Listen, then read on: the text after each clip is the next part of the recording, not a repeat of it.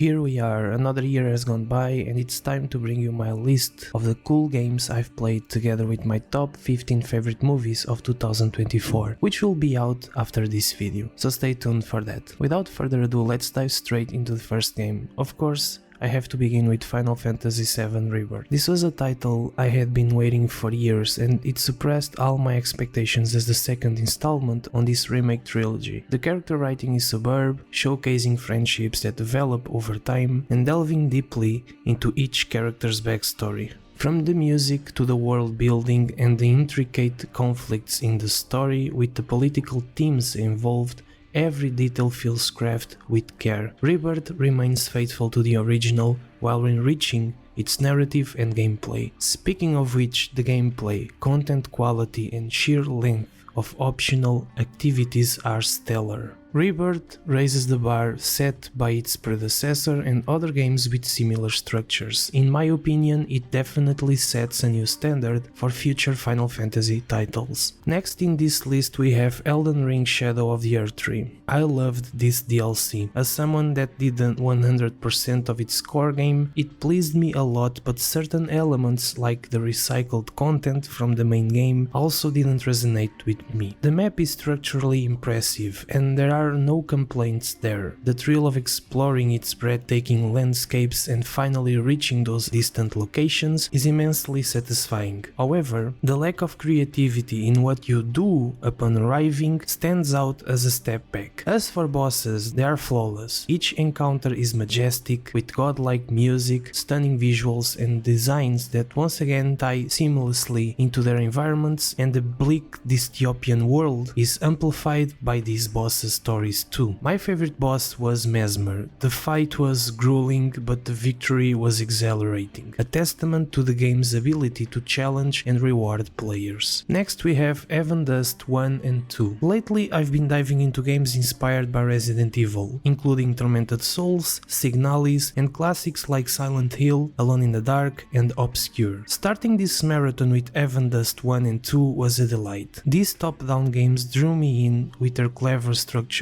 and familiar story beats reminiscent of Resident Evil. The first game begins with a mansion filled with secrets, while the sequel takes the main character to a different place where we learn the repercussions of the first game. If you enjoy survival horror, I highly recommend these gems. A quick shout out to Echoes of Living, an upcoming Resident Evil inspired game by Dev Monolith. From what the developers have shared, it promises to be another super cool game and I can't wait to dive into it. Now the one and only Cyberpunk.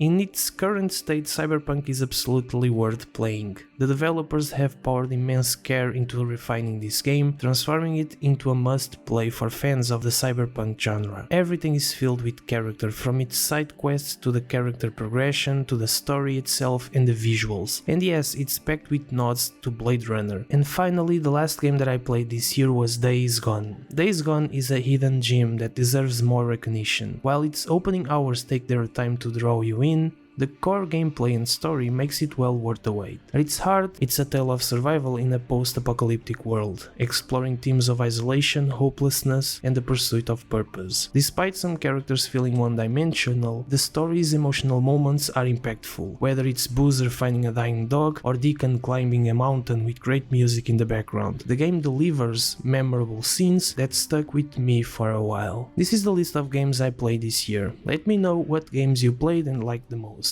And if you like what I do here, consider subscribing, and we'll see each other in the next video. See ya.